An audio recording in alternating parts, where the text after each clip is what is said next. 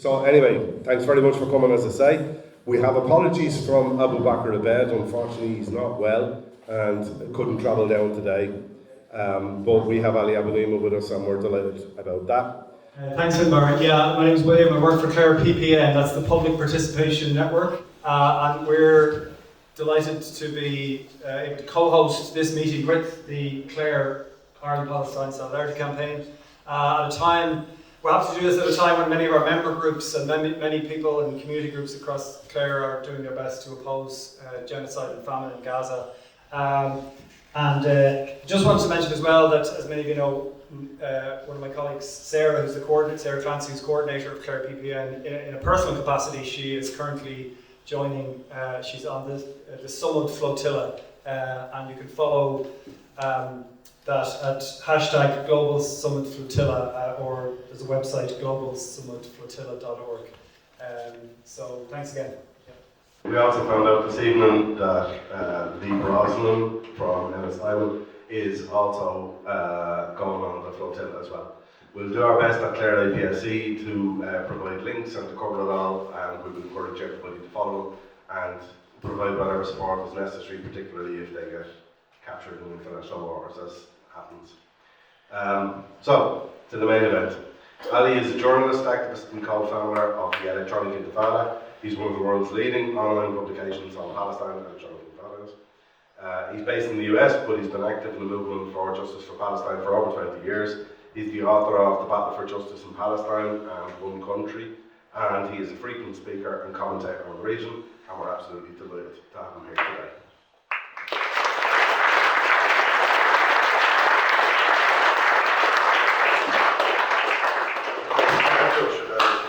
That's up to you. Okay. People were saying I should start. I might sit when there are things I'm going to read, so I'll sit there. But this way I feel I can see you and you can see me better. And the first thing to say is that I was only supposed to be the supporting act. Abu Bakr was the main feature, Abu Bakr Abed, and he sends his apologies. He's fine. He'll be fine. He's under the weather, but he needed to stay in bed and rest, and he didn't want to come and give you whatever bug he has.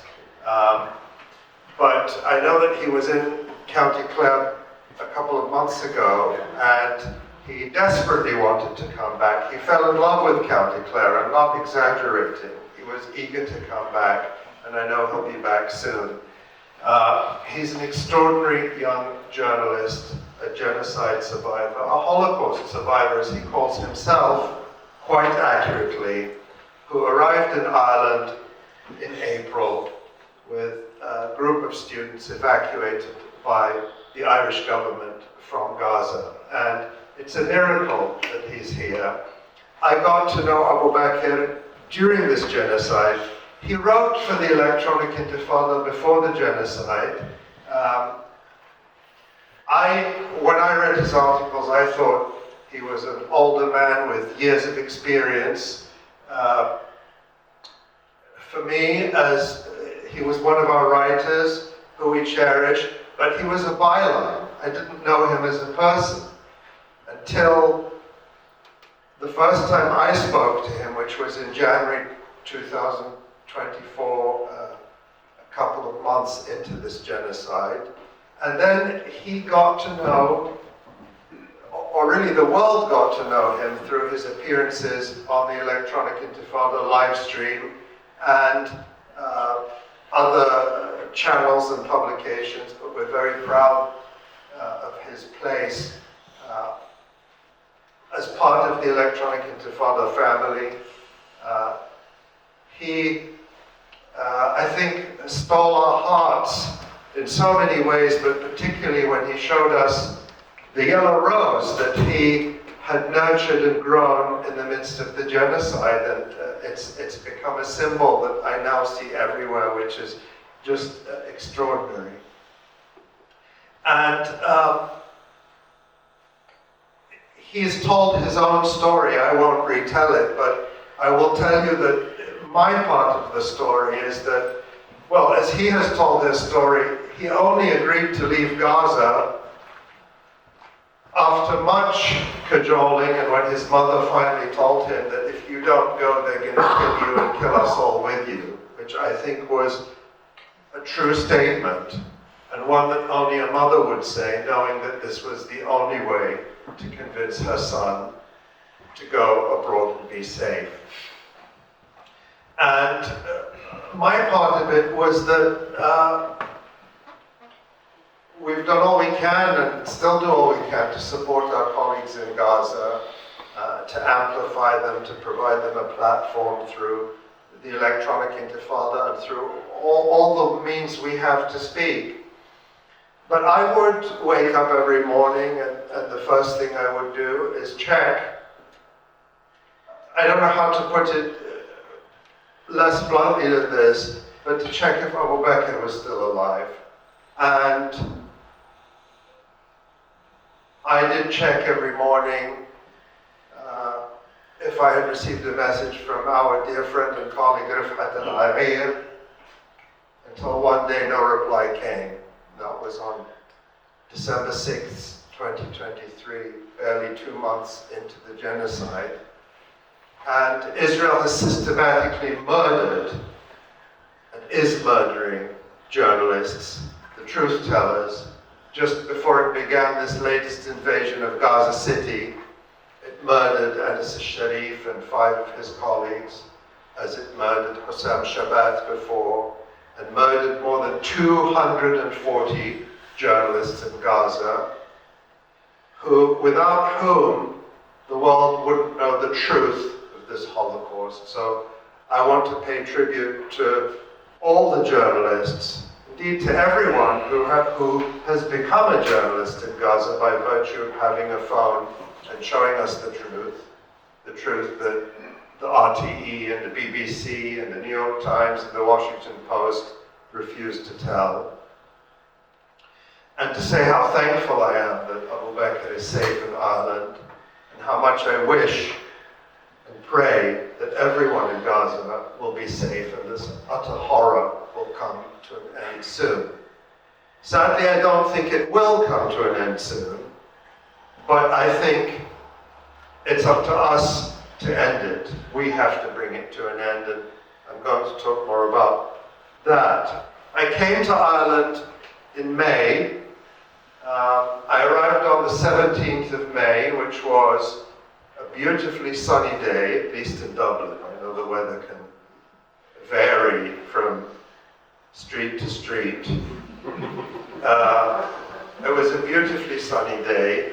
It was the National Day of Commemoration of the Great Hunger, and it was also the day of the National March for Palestine. And I arrived that morning. I met Abu Bakr for the first time in person, which was an extraordinary, overwhelming feeling for both of us. And then we went together to the march, and we saw thousands of people from all over this country, and it lifted our hearts and lifted our spirits. I saw some of you there. I recognized your faces. I saw Kieran there, and met perhaps others of you were there, but I know I met people from all over the country. And it was joyous. We needed it. It was an incredible, especially since I was coming from the United States, where we don't take that support for granted. It meant the world to me. I also felt a great sense of optimism that Ireland would be the first country in the EU, the first country in the so-called global north, to start to take concrete measures, sanctions, to punish Israel. I'll come back to that in a moment. But I want to say that it's by coincidence that I'm back in Ireland, and while I was here, Simon Harris announced just the other day that 52 more students have been evacuated from Ireland, from Gaza by the Irish government. They have in fact, I think the last group arrived in Ireland today. They came via Jordan and they flew out in groups, and I heard that the last group arrived today. And they are going to be, they've been given scholarships at universities across Ireland, including nearby in Galway. And that's another extraordinary and wonderful thing, that they are safe, that they will be safe. It's also a bitter and difficult thing, as Abu Bakr has talked about. And I know personally the anguish he and others went through in making the decision to leave, not knowing whether they will see their family again. And also the knowledge that for every person who is taken to safety from Gaza, tens, hundreds of thousands more continue to try to survive this Holocaust.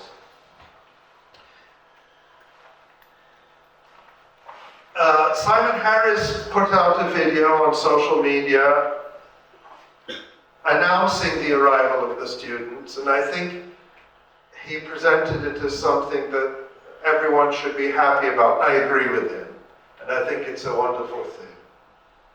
And I know that he, as a politician, would want to take credit for it, and indeed he gets some of the credit. He should get his dues. But I also know that this was the achievement of so many people working behind the scenes to make this happen and to support these students. And many of them, their names will not be published and known, and they deserve thanks and all the credit too. But I want to say that if Simon Harris thought that this act, which is entirely laudable, I don't want to give the impression otherwise, can be a substitute for the kind of action that is required, and I'll come back to why I say required, of the Irish state, then he's wrong about that.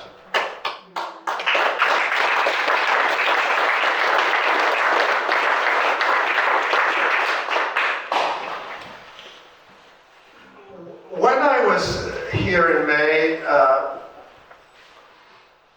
I think it was about that time, I can't remember if it was exactly while I was here or a few days before or after, but it was around that time that both Simon Harris and the Taoiseach stated, and the Taoiseach said it in the Dáil, that Israel is committing genocide in Gaza. Israel is committing genocide.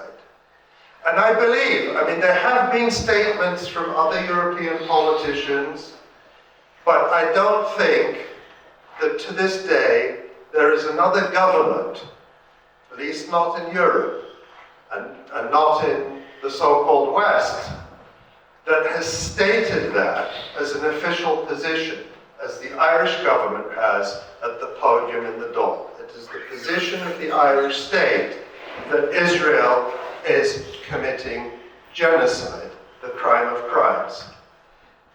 This is obvious to all of us, I think. Everyone knows what's happening. Everyone has seen the unbearable horror every day. I don't need to tell you. And we don't need Simon Harris to tell us that it's a genocide, or Micheál Martin. But their statement has enormous significance, because their recognizing that it's genocide means that they have invoked Ireland's legal obligation to act. Now, I believe it was yesterday that Simon Harris put out a tweet where he says the following: "Words of condemnation are not enough. Gaza faces genocide, famine, and relentless assault. children are being starved. That is a statement of truth, and I applaud him for it. He also said, at today's EU foreign ministers meeting in Copenhagen, I'll press for sanctions on Israel to bring about an immediate ceasefire. Action is needed now.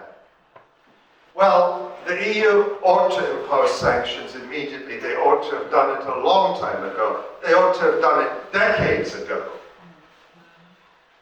But we know that just a few weeks ago, the EU Foreign Affairs Council, Ireland advocated for the EU-Israel Association Agreement to be suspended, and that didn't happen. In fact, what did happen at that EU Foreign Affairs Council meeting? Nothing. No sanctions at all.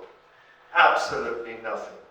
And this is the same EU that brags night and day that it has adopted 18 different sanctions packages against Russia. And they've run out of things to sanction in Russia. They're scratching their heads to think about what else they can sanction in Russia and to come up with more things. Not a single measure has been taken by the EU against Israel. And that means that the money from trade keeps flowing in. The so-called scientific cooperation, which, as we know, even at the University of Galway, just up the road, there were projects in cooperation with Israeli weapons companies, all under the cover of EU research. And thanks to the students in Galway, actually I'm going to boast a little bit, because it was my own colleague at the Electronic Intifada, the wonderful, intrepid Irish journalist David Cronin, who exposed that. And then the students took it up, and thanks to their activism, they got it cancelled. And that was a really incredible victory. All of that is going on, all that business as usual with Israel. Weapons transfers. Goodness knows, although I know some of you know what goes through that airport in Shannon. And none of that has changed. But what Simon Harris is doing is hiding behind the inaction of the EU. Saying, oh, well, we're there, we're telling the EU, got to do this, that, and the other. And giving the impression that he's, what was it Kamala Harris said when she was running for election? That she was working tirelessly for a ceasefire, and we all know that that was a bunch of nonsense. I'm going to keep my language polite, although I know that in Ireland it's okay to use stronger language. And so Simon Harris, just like Kamala Harris, that's a coincidence, I just realized, just like Kamala Harris is working tirelessly for EU sanctions. That he must know by now that the EU, dominated by Germany, is not known to adopt. But when I said that Ireland is required to act, I didn't mean that because the Irish people owe the Irish state owes the Palestinians a favor, but because this is Irish law. Ireland is a signatory to the Genocide Convention. It ratified it very early on, and it enacted it into Irish law. It's adopted into Irish law as the Genocide Act of 1973. And the Genocide Convention, which is Irish law, says that all states that are signatories to the convention undertake to prevent and to punish the crime of genocide. To prevent and to punish the crime of genocide. Now, punish, that's spelled out in the law. It would mean bringing perpetrators of the genocide to justice, which could happen in the national courts of any country, it could happen in international courts, and that's very important. But the word prevent, that's not about bringing individual perpetrators. of genocide to justice, because you can't prevent a genocide when it's already happened. The prevent part, which is in Irish law, can mean anything. There's no limit to it in the Genocide Convention. It can include military intervention. It can include arming the resistance. It can include all sorts of things. No one has suggested that the EU that is looking under every cushion in the sofa for whatever change they can still find to send weapons to Ukraine. No one has suggested that they arm the resistance in Palestine. But they could stop fueling the Israeli death machine. They could stop the trade. They could stop the money flow that enables this killing machine. They could impose a price on Israel that makes this genocide costly. Because I don't believe that even Israel thought they could get away with this. That's what they do. Remember when they bombed the Al-Ahli hospital, the Baptist hospital, early in the genocide, and it was to test the waters, to see what would the reaction be. And they saw, there are lots of statements and lots of hand-wringing, but that was it. And then they bombed another hospital, and another hospital, another hospital, and they found that the interest diminished each time. The statements of condemnation, if they came out at all, became more and more just by rote. No sanctions, no price to be paid at all, and so they have escalated now to really what I think can only be called their final solution for Gaza. And I want to, just today a story appeared in the Washington Post, and I'll just read you a few bits of this. The headline is, Gaza post-war plan envisions voluntary relocation of entire population. Even the Washington Post put voluntary in quotation marks. And they say this: a post-war plan for Gaza circulating within the Trump administration, modeled on President Donald Trump's vow to take over the enclave, would turn it into a trusteeship administered by the United States for at least 10 years, while it is transformed into a gleaming tourism resort and high-tech manufacturing and technology hub. Sounds a bit like the Celtic Tiger to me. As you know, Ireland is one of Israel's top trading partners up there with China. And most of those billions of dollars in trade is in semiconductors. It says, the 38-page prospectus seen by the Washington Post envisions at least a temporary relocation of all of Gaza's more than 2 million people, either through what it calls voluntary departures to another country, or into restricted, secured zones inside the enclave during reconstruction. I think there's a term for that.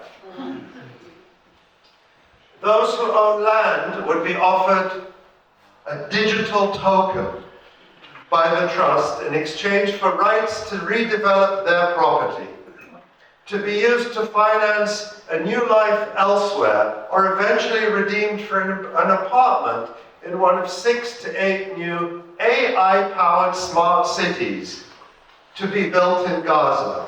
Each Palestinian who chooses to leave would be given a $5,000 cash payment and subsidies to cover 4 years of rent elsewhere, as well as a year of food.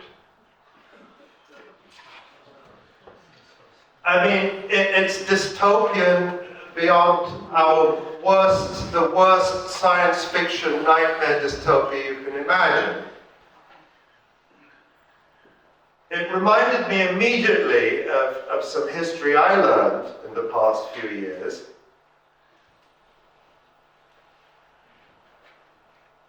It reminded me of the story of And perhaps there are other analogies, but this is the one that came to mind. The story of the Jews of Hungary during the Holocaust, and the role the Zionists played in their murder.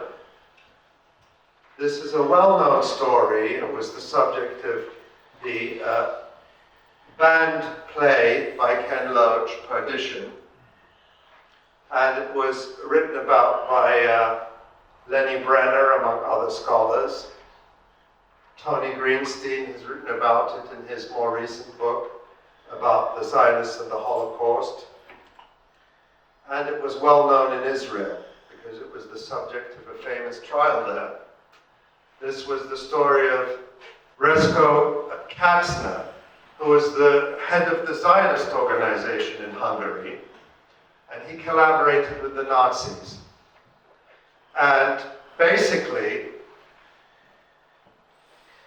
his deal with Adolf Eichmann was that in exchange for helping the Nazis transport the Jews of Hungary, they would allow him to handpick a small number of Jews to be taken to safety on a train to Switzerland. And I want to read you a summary of what happened. And this is all known because Katzner, after the war, went to Israel where he became a politician, and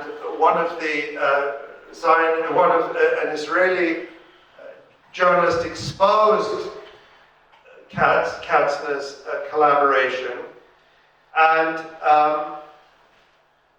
there was a libel suit, and the judge in the Israeli court ruled in 1955 that Katzner had in fact collaborated with the Nazis, and because of that collaboration, he had helped hundreds of thousands of people go to their deaths.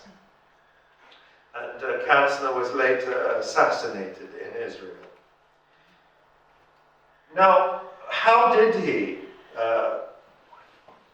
Katzner collaborate with the Nazis?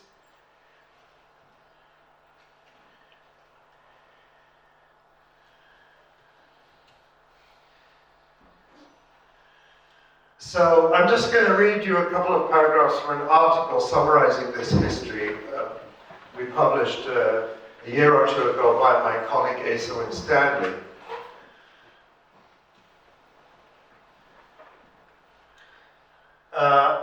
One cannot estimate the damage caused by Katzner.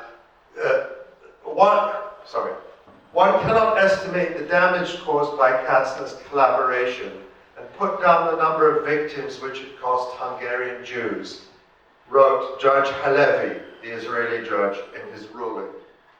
These are not only the thousands of Jews in Novgorod or any other community in the border area. Jews who could escape through the border had the chief of their rescue committee, that was Katzner, fulfilled his duty toward them. In other words, according to the Israeli judge, Katzner could have saved countless Jewish lives simply by warning them of the fate he knew awaited them. And this is where my mind went from that Washington Post story published today to this story. Instead, Katzner remained silent because he made a deal with the Nazis that he would help prevent a rebellion among Hungary's Jewish masses who were marked for death. In exchange, he would be allowed to handpick a group of prominent Jews, and Katzner's family members could leave the country safely on a train. Katzner, however, did not stop at silence. As recounted by Paul Bogdanor, a British Jewish historian who set out to write a book defending Katzner, but ended up concluding that he was indeed a willing collaborator, Katzner's betrayal of Hungarian Jews went much further. It was that Katzner instructed the local Jewish leadership to mislead them and to deceive them into boarding the trains to Auschwitz. After Katzner had visited the local communities, the leadership spread false information which he had given them, that the Jews were going to be resettled inside Hungary, that they were told, you are going to be taken east, where there is plentiful land that you will be given, and you will have a bright future there. They weren't given digital tokens in those days, but the promise was the same. Go to these concentration camps. Well, they weren't told that. They were told, get on the trains. That's how they were convinced to get on the trains, and those trains took them to Auschwitz, and 500,000 Jews were murdered there, on the promise that they were going east to a brighter future. And we have the modern day version of that promise now. Now, I know you know that nothing justifies what Israel is doing. Even if all the things Israel said were true about October 7th, that wouldn't justify it. That's another story. That most of what the official story of October 7th is a bunch of lies. But even if it were all true, even if it all happened just the way Israel says and just the way the media say, none of that would justify what Israel is doing.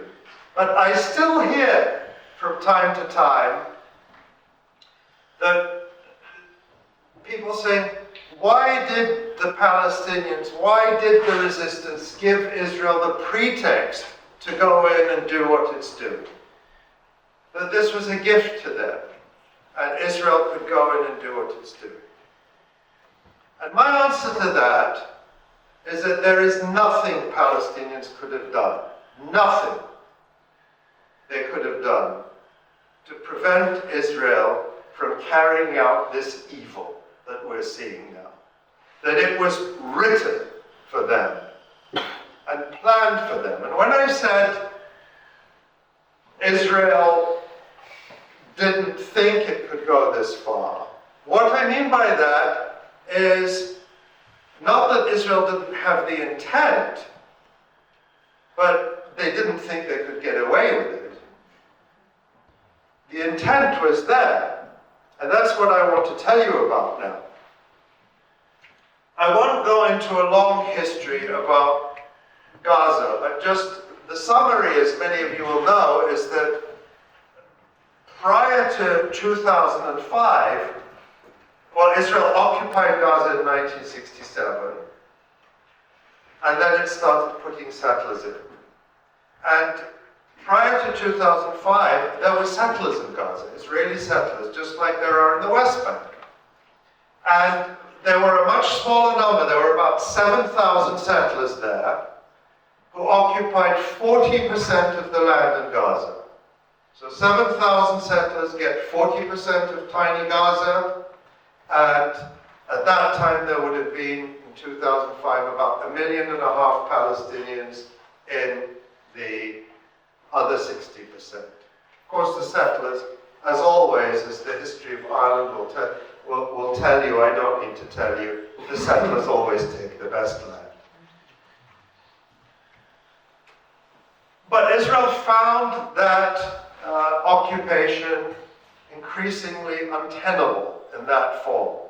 Defending the settlers and the settlements and the soldiers who had to protect them against the resistance was becoming too costly.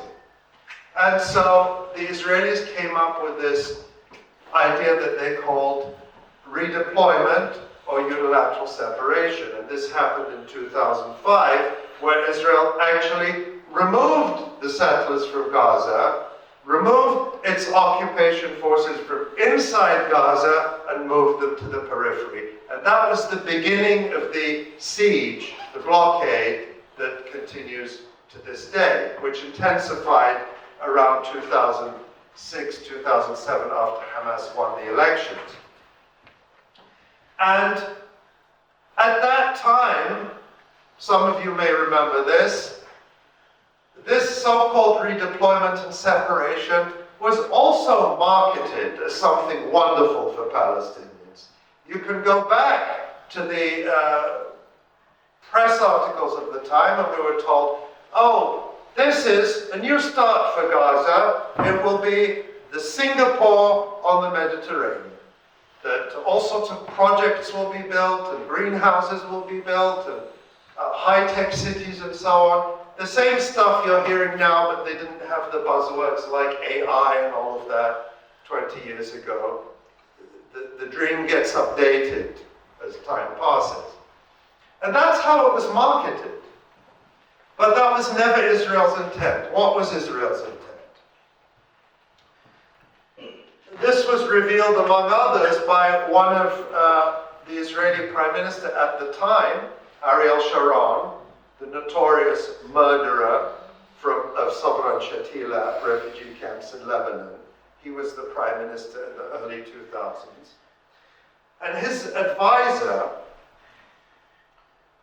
a man called Arnon Sofer, who is a professor also at the University of Haifa, and who is one of the chief architects of the so-called redeployment or unilateral separation.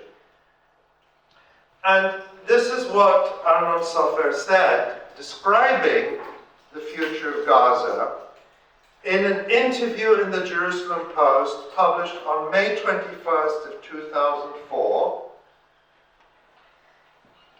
They've since removed it, but it was there, and of course it's been documented. But I'll read you from Arnon Sofer's words. Unilateral separation doesn't guarantee peace. It guarantees a Jewish Zionist state with an overwhelming majority of Jews. The day after unilateral separation, the Palestinians will bombard us with artillery fire, and we will have to retaliate. But at least the war will be at the fence, not in the kindergartens of Tel Aviv and Haifa. We will tell the Palestinians that if a single missile is fired over the fence, we will fire 10 in response, and women and children will be killed and houses will be destroyed. And then he looked to the future of Gaza, 10, 15, 20 years down the road, perhaps to where we are now. And he wrote, and he said, when 2.5 million people live in a closed-off Gaza, it's going to be a human catastrophe. Those people will be even bigger animals than they are today, with the aid of an insane fundamentalist Islam. The pressure at the border will be awful. It's going to be a terrible war. So if we want to remain alive, we will have to kill and kill and kill all day, every day. That was on May 21st, 2004. But he didn't end it there. He said, if we don't kill, we will cease to exist.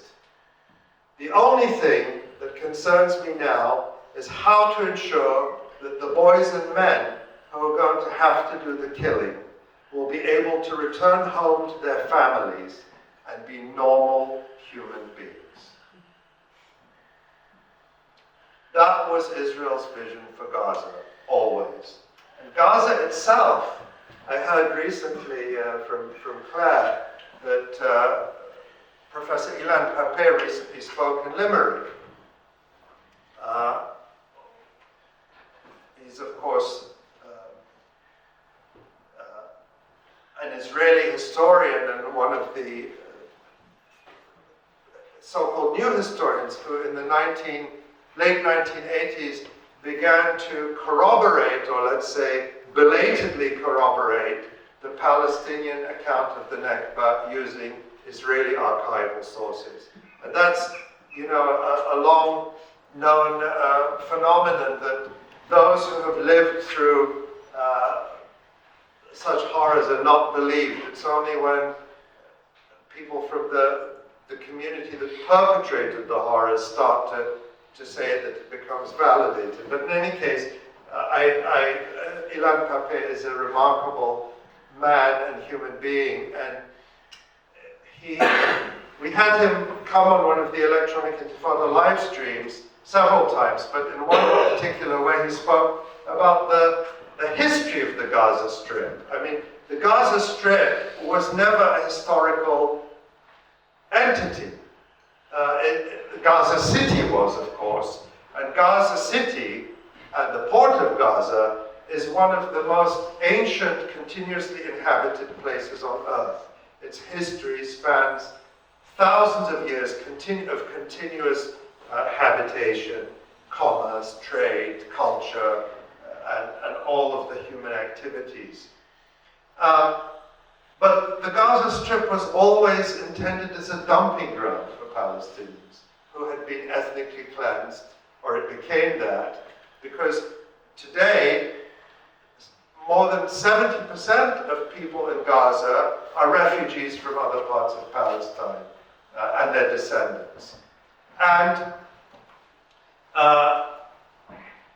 it wasn't just in 1948. Into the early 1950s, Israel was expelling Palestinians from the land that became Israel, or that they call Israel, and expelling them into Gaza. So Gaza was always intended, always was in fact, a concentration camp. Now, let's say they have the decency not to pretend otherwise.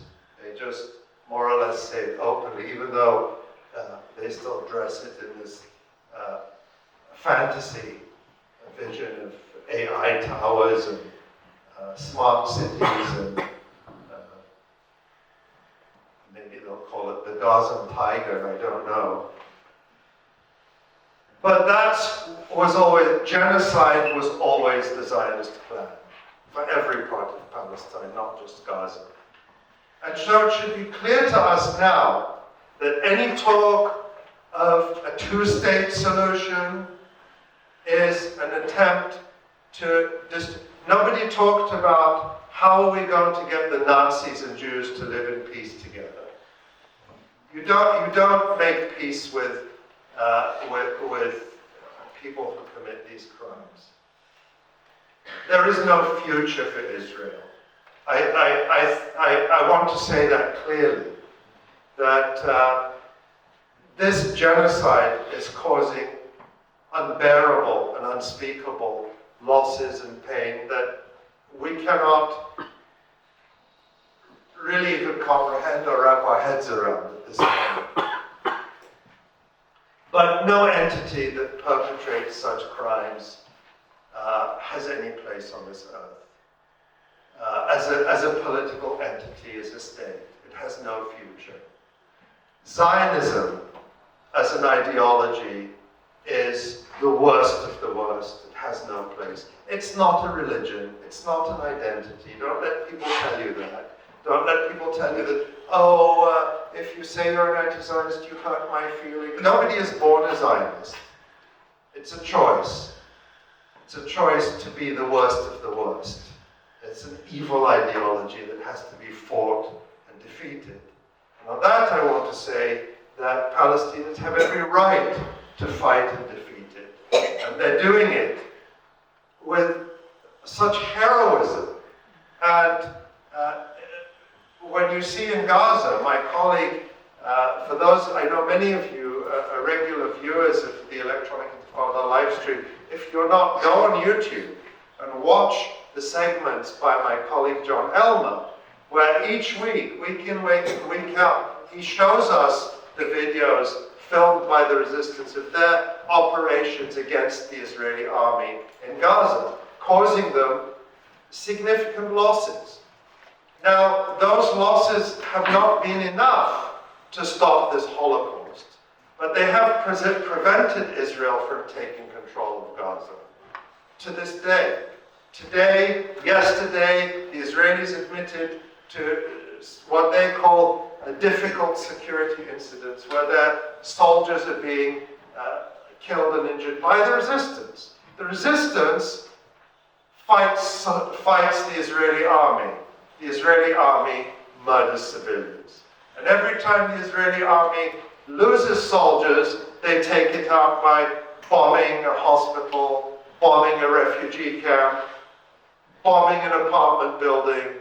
That's what they do. That's been their strategy all along. They don't fight the resistance. Their enemy is babies. Their enemy is maternity wards. Their enemy is mothers, because they've always called Palestinians a demographic threat. That Palestinian babies, merely by being born, because the Palestinian birth rate is higher than the Israeli Jewish birth rate, that Palestinian babies are a demographic threat to Israel. And the logic, they've been saying that for decades. I wrote about that many, many decades ago, the demographic threat, and how disgusting and vile it was that so-called respectable newspapers would repeat that and say, with sympathy, Israel's demographic concerns. Israel views Palestinians as a demographic threat. Well, what does that mean? What does it mean? It means that they see that Palestinian babies, merely by being born and breathing and existing and growing, are a mortal threat to Israel. Well, they've taken that to its logical conclusion. And their war is against their number one enemy, the demographic threat, as they call it, Palestinian babies.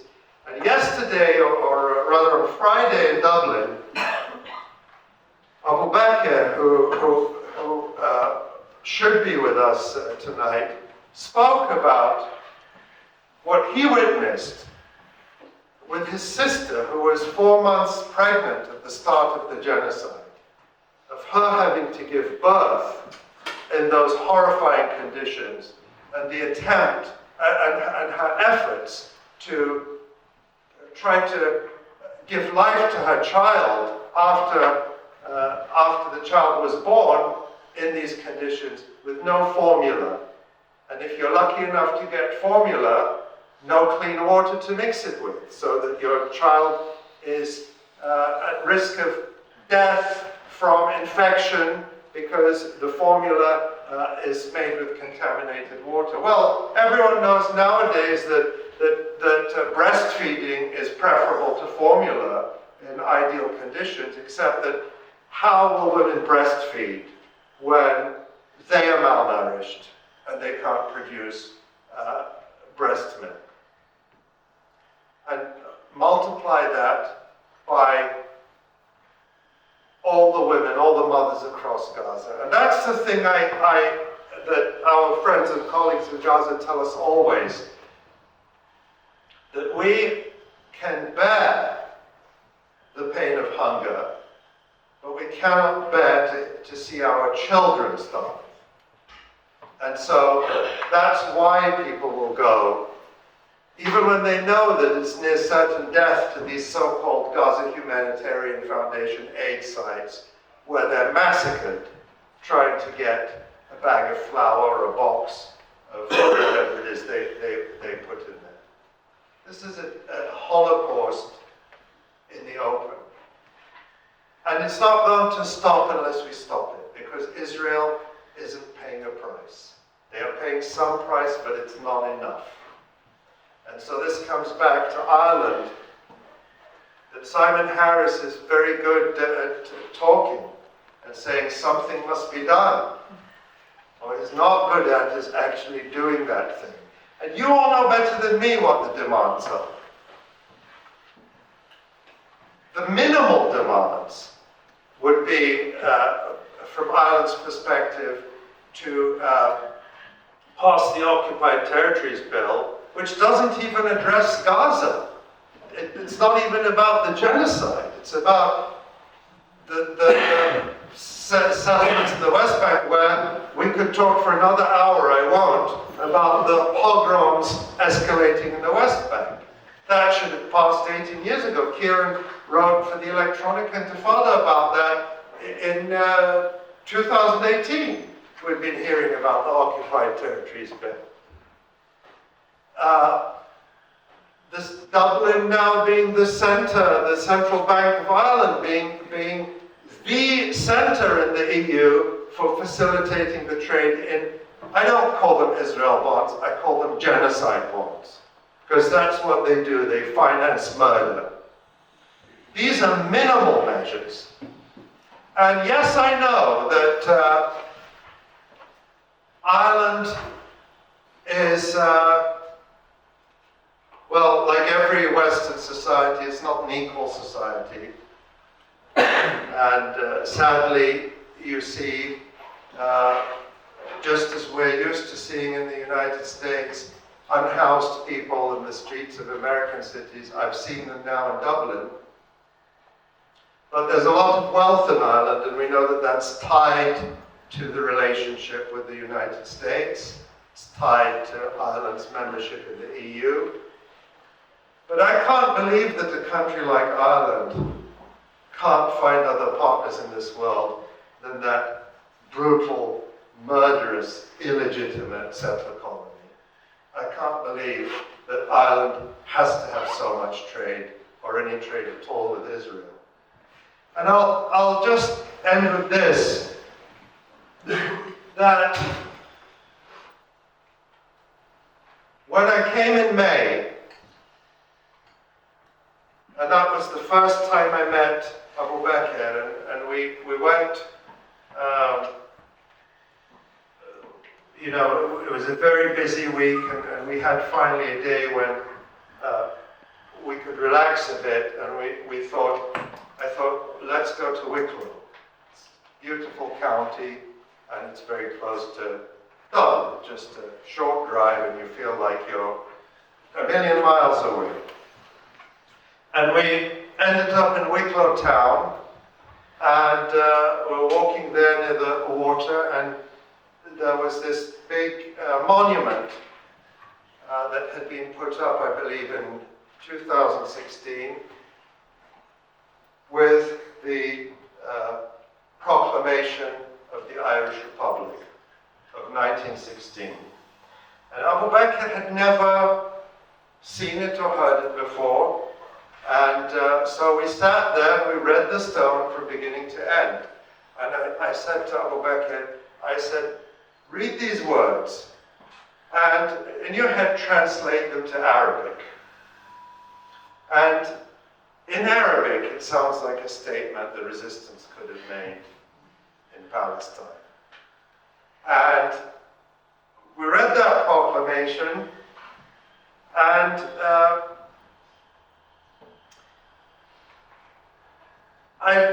we talked about Irish history. I taught him what I know about Irish history. And one thing I said to him, and perhaps also to cheer myself up, I said that, you know, the Easter Rising of 1916 was a failure. It was crushed by the British. Some people even laughed at it at the time. And yet, it was the beginning of the end for British rule in most of Ireland. And I remember, I think it was in 2009, I went to Belfast, and I met with a lot of people there, and I remember how moving it was to be walking around neighbourhoods in West Belfast, and you might come, and these neighbourhoods look like any neighbourhood in Dublin, row houses, or in practically any other town or city in Ireland. They don't look any different, except that you might find on the corner just a little park, just perhaps this big, and you go inside, it's a little remembrance garden. And it's got the names of people who died fighting for Ireland. And I remember on that particular day, I read a card that had been left by the mother of a volunteer who had been killed some 30 years before. And I wish I could say I don't think I had an iPhone in those days. I didn't walk around with a high-powered camera like we all do now. But I remember she said, one line that always stuck with me. You were always a good little boy. And it just brought to me the enormity of the sacrifices people make. That was, I don't know, perhaps she came once a year, or I don't know, but that card was freshly written. And I just can't believe that the sacrifices people have made in Ireland are for Ireland just to become another cog in the American empire. Yeah. And so I think the fact that the Irish people overwhelmingly stand with Palestine, overwhelmingly want this country to take the lead. Because as we hear, Ireland punches above its weight, and someone has to start. Someone has to get the ball rolling, and yet it doesn't happen. That's a sign that Ireland may be independent on paper, but it has no sovereignty. And so, an Ireland that is worth the sacrifices that those young men and women made, and their mothers made, and their families made, has to be something more than a country that takes its orders from Brussels and Washington. And they say that when Palestine is liberated, really it will liberate the world, and I believe that. And so, you've got a big job, but I think that the people of this country are up to it. Don't be satisfied. You know, we're told Ireland is better than most. That's true. But it won't stop the Holocaust by being better than most. Keep the pressure up. You can be a lot ruder than I can to your politicians. Because I don't want to come to this country that is allowing people like Abu Bakr to come and so many of the other young people and giving them a safe place and make all sorts of demands. But you can. So please escalate. Don't stop. Don't tire. We have to stop this. We have to stop it before it's too late. Thank you.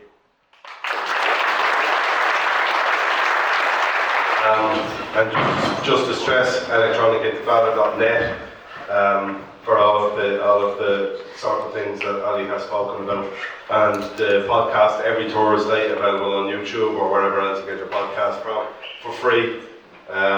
With an update, I think it goes on for 2.5, 3 hours, and it's an update of all of the news, all of the resistance report, all of Ali's analysis. Brilliant. Thank you. And of course, we love it that people watch it live on Thursdays, and it will be Thursdays at 5 p.m. In Ireland. But you don't have to watch it live. You can find the segments on YouTube anytime that suits you. But we love that so many people do watch it live, because that sense of community is really what has got us all through this so far. Okay, we'll open up now for our questions from the floor. I will ask people to get to the point and be as brief as possible. Hi Ali, you kind of touched on my question in the very end of what was a very powerful talk. I'd say there's hardly a person in this room and I know there is in this row even beside me, people who've spent so much energy lobbying our politicians and our bankers and everything about what is wrong, and we're so embarrassed that our political leaders don't reflect the will of people who understand colonisation, having our language robbed and everything. But in the last 2 months, this real narrative has emerged about Warren, like there's a law lecturer where I live in Galway, and he's been on national television going, oh, the Occupied Territories Bill is all very well and good, but you're making such powerful enemies for yourself. He's kind of saying, you know, this is all well and good, but don't dare stick your neck out Little Ireland when the American bullies are hanging over our shoulder. How do we counteract that, I suppose? I think that's a question for all of us, Kieran, because it's the same in Jordan. I mean, you could pick any number of countries. In Jordan, which I know well, I was there during the war with the Israeli attack on Iran, and I was there. I actually stayed a few extra weeks because I couldn't fly out, but I did go up to the roof every night and watch the missiles from Iran coming down, which was quite an extraordinary sight. And the entire population of Jordan is against the government's policy of complicity, really. I mean, the fact that there are American bases there that help try to shoot down the missiles, and that Israel still has a treaty. And we used to say, well, Jordan, well, that's an authoritarian country that people don't get to say. But it turns out the so-called democracies are exactly the same. It doesn't matter who you vote for, the policy never changes. So there's something fundamentally wrong.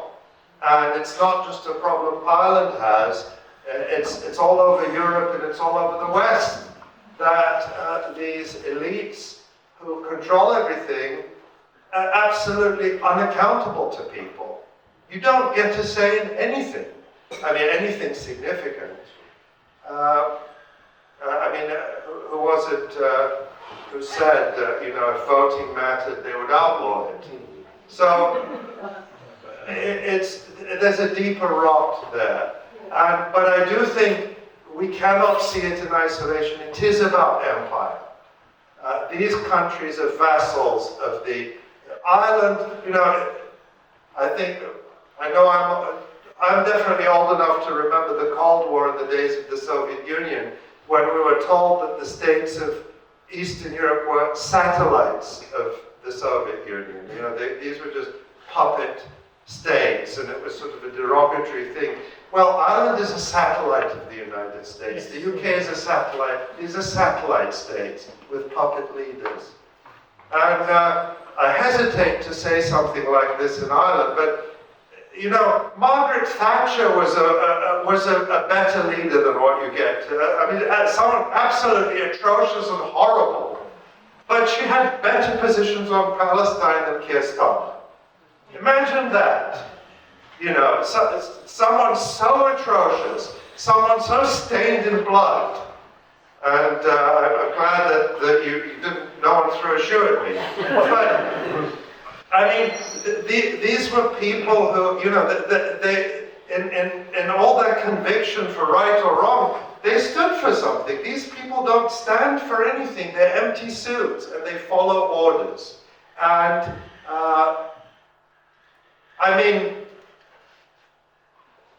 I didn't see things going this way. Yes, we understand there's empire, we understand. But what happened? What happened to Europe in the last few years? The irony is that 20 years ago, at the time when the United States was preparing, when the US was, people who study geopolitics say that post-Cold War, the US was overwhelmingly the most powerful country. It was the unipolar moment. It was at its most powerful in the period from 1989 to some point recently, but perhaps its height was the moment when the US said, we don't care about anything or anyone, we're going to invade Iraq. Nobody could stop them, and everyone was afraid of them. Who tried? Who tried to stop them? Well, that's what I want to come to. Of course, millions, tens of millions of people went out into the streets all over the world, and even France and Germany stood up to them. Gerhard Schroeder and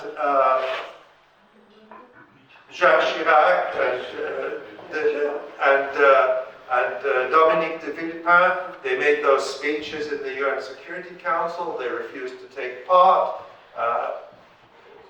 We had to start saying freedom fries instead of French fries in the United States and all of that. When the US was at its most powerful, they stood up to it, somewhat. Look at the situation now when the US is relatively weaker. It accounts for much a smaller, much smaller proportion of GDP, of global GDP. Militarily speaking, the US, they were defeated by Yemen. In March, Donald Trump said, we're going to annihilate Ansarullah, the Houthis. And after a month, he cried uncle and he said, we're going home. And we made a deal with the Houthis. They're not going to attack our ships and we're not going to attack them.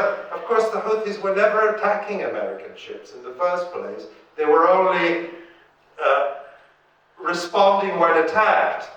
But that deal didn't involve stopping attacks on stopping resistance operations against Israel. So that Ansarullah Yemen continued, and they continue to this day. And Israel just 2 days ago murdered their prime minister, murdered half their government, this rogue terrorist state. But the US was defeated by Ansarullah in Yemen. So then of course we saw when Israel attacked Iran in June, the intent, and it was fully backed by the United States, the intent was to provoke regime change. And it failed. Iran is still very vulnerable to attack. But what is Iran's crime? I mean, I'm going in a slight tangent, but we'll come back to the point. What is Iran's crime that is unforgivable? It's not about human rights. 2 days ago, Saudi Arabia executed a man for going out to protest when he was 15 years old. So he's been in prison for the last 15 years. He was 30 when they executed him. He'd been in prison for 15 years since he was arrested for going out to protest when he was 15 years old, and they beheaded him. You didn't hear about that. You didn't hear concern about human rights in Saudi Arabia. They don't care about human rights.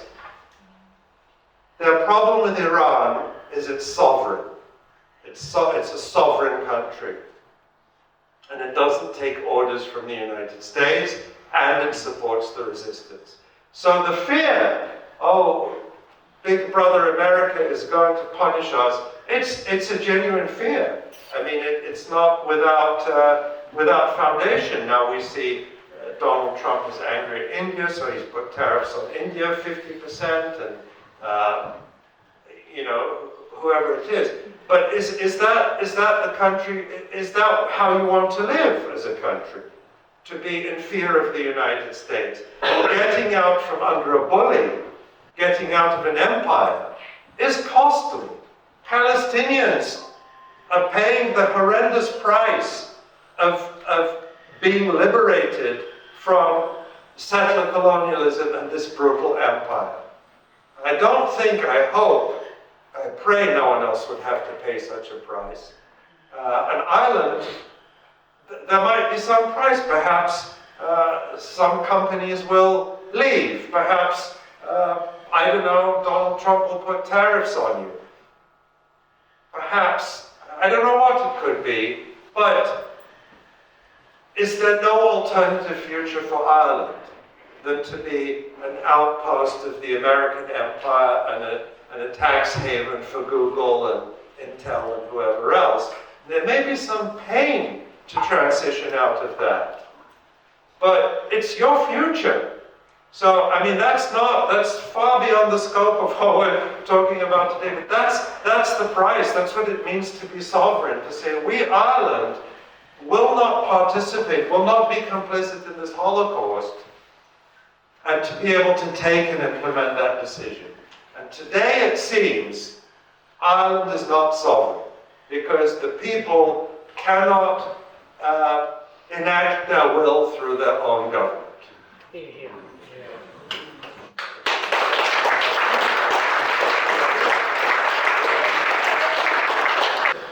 I am a very old person, and I was in Sabra and Shatila in 1982. I'm the only person in this room, I'm probably the only person in Ireland I was a young doctor it was called Mustashfa Gaza, Hospital Gaza, in the refugee camp of Sabra and Shatila. And I was there in the dungeons, anaesthetising, while the people who were being slaughtered out in the camp were being brought in. Every now and again I'd have to come up to the top to see a patient, to see the most terrible ones. But anyway, I'm not going to talk about that now. So my own knowledge and history goes way back, and that was, that shocked the world. I think people in the world couldn't, any of you who were here remember that day. When I came back, I worked in England for a few years to finish my studies. And probably in 1984 or 85, I was given a book or something to read. And Ali mentioned it, talked at great length about it today. But while I was reading it, I was looking around me, frightened that anybody could hear me reading or see me reading. It was about Jewish collaboration with the Nazis that allowed thousands to be sent to their death camps so that a few cadres could go and be the leaders in Palestine. I mean, so this knowledge was known, so going back a long time, but you couldn't discuss it. I mean, it would just, be humdrum quartered if you ever said it out loud. But we can talk about it now. And I wanted just to say that 40 years, that's 40 years ago, 40 years is a short time in a revolution. It's a very long time, and generations come and go when you're living it. But in a revolution, it's short. And the Palestinians, from the very beginning, it took a long time for the truth to come out. And maybe in the very beginning it wasn't clear. It certainly wasn't as clear to me as it is now, or has been in the last 20 years. Palestinians weren't just fighting Israel. Israel, in fact, would be very easy to fight if that's all they had to do. If this small group in Gaza has shown how they have survived, they have managed to hold off a mighty army for 2 years. But the point is, they weren't fighting. They were fighting a whole Western, colonial, imperialist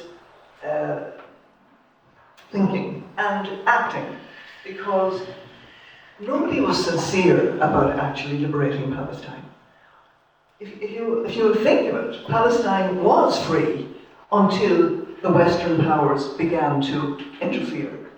And the United Nations, Western powers again, made sure that the die was cast and that it would be made difficult. I mean, the whole thing was primed to be like this. So it's a deep, deep battle that's going on.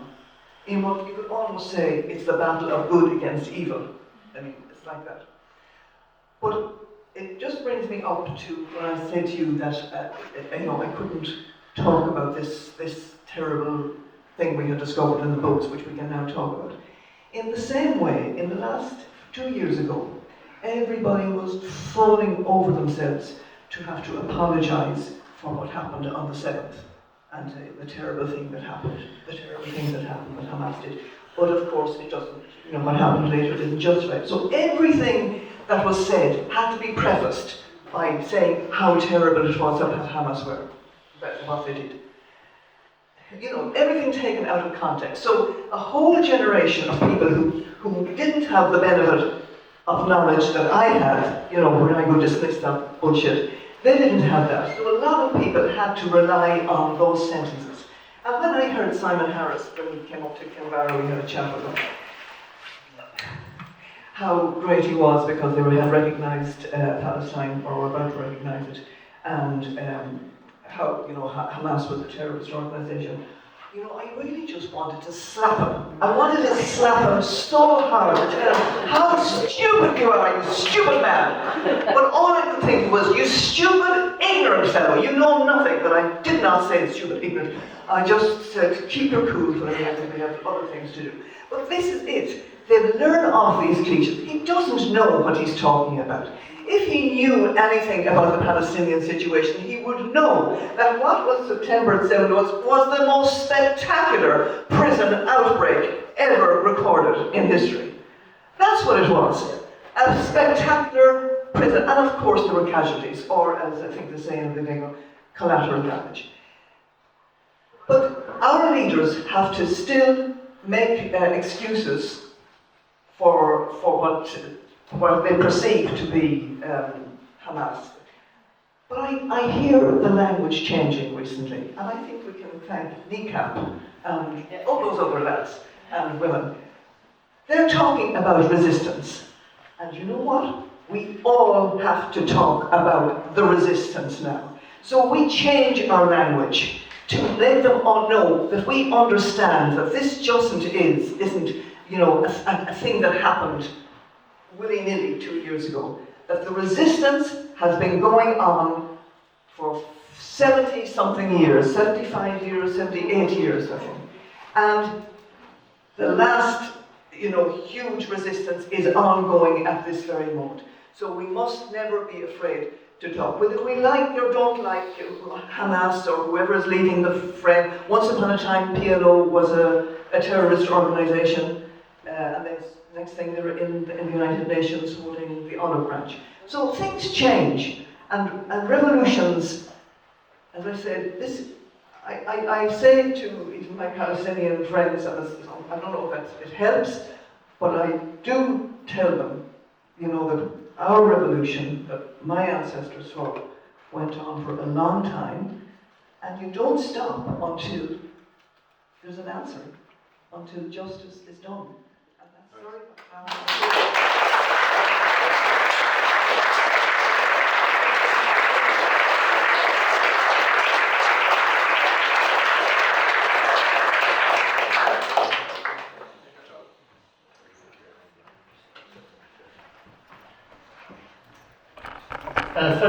First of all, thank you, Fred, for a most invigorating and refreshing talk. I feel like saying hallelujah.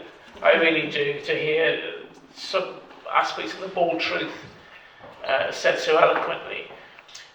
To summarise what I've taken from it, you say that Zionists are contemporary Nazis. I agree. You say that what's going on in Gaza is a contemporary Holocaust. I agree. You say that the governments of Ireland, the United Kingdom, the European Union are but vassal states of the US, which is why we can't get any action. I agree. I'm now about to ask you a wholly unreasonable question, so I hope you're ready. What's the strategy? How do you bring pressure to bear on a government which functionally, in this instance, does not exist? I want to thank you, Philomena, for your really extraordinary statement.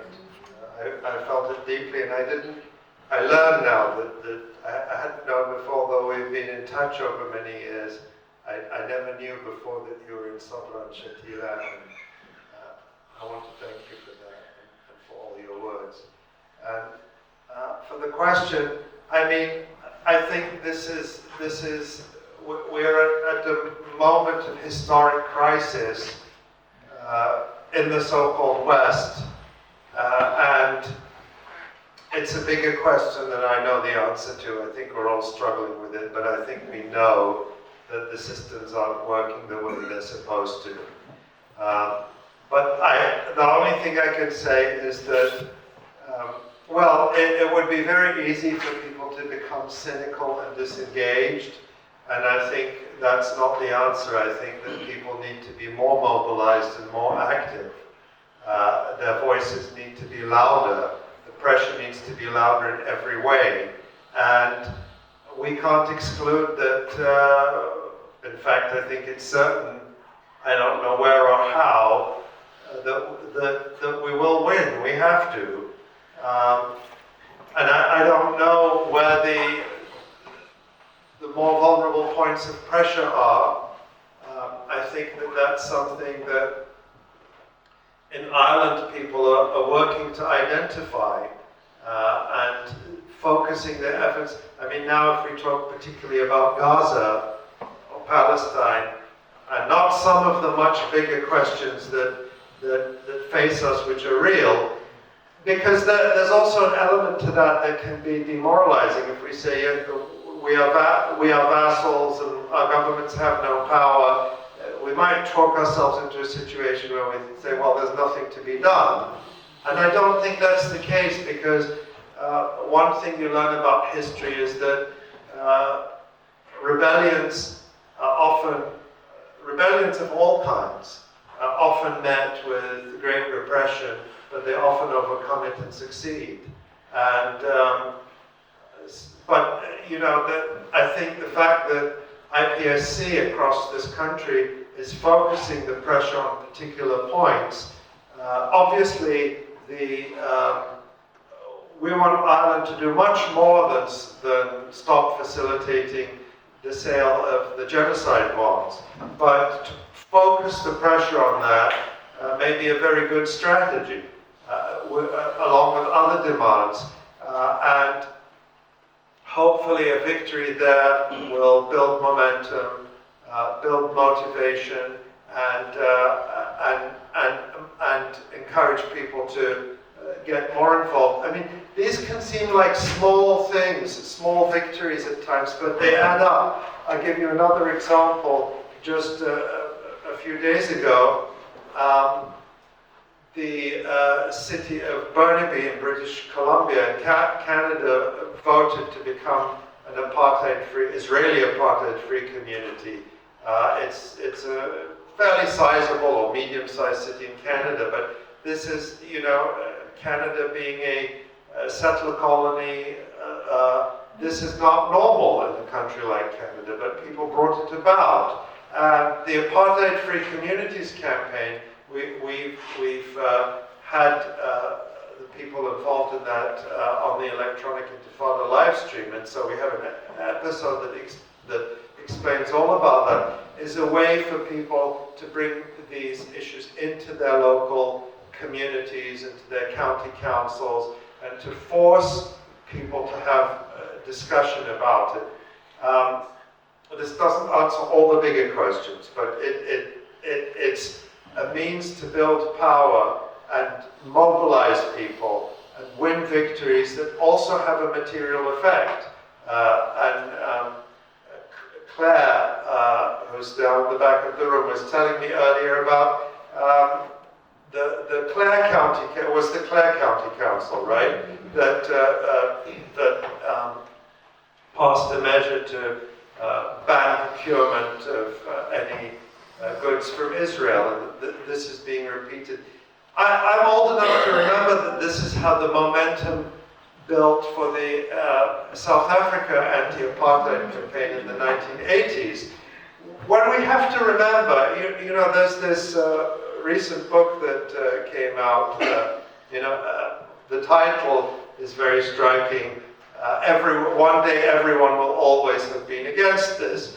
Well, we've had that experience with South Africa. When Nelson Mandela died, all of these Western leaders, including David Cameron, who was a pro-apartheid activist in his university days, went there to take selfies with each other. Barack Obama taking selfies with I think the Danish Prime Minister, all of them telling us what a great man Nelson Mandela was. None of them apologized that their countries designated him a terrorist and the ANC a terrorist organization. None of them apologized. I've never heard Germany apologize for the fact that, just like now, where Germany is primarily responsible for blocking any EU sanctions against Israel, Germany held out as long as possible against sanctions. West Germany at the time. East Germany was on the right side of history, by the way. But West Germany held out against any sanctions against South Africa, as Margaret Thatcher did too. The Netherlands as well. The same countries, but it was, and of course Ronald Reagan.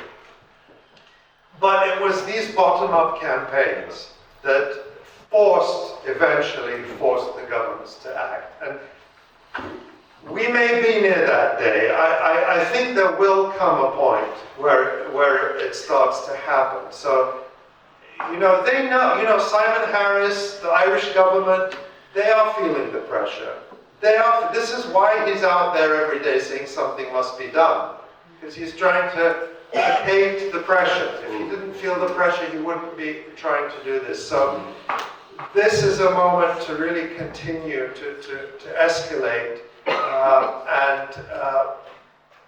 These victories, when they come, and I think they will start to snowball. We have to, I believe that will happen. So I don't have the answers to the big, enormous historical questions that face us all, but I know that whatever the answers are, they involve the people mobilizing directly.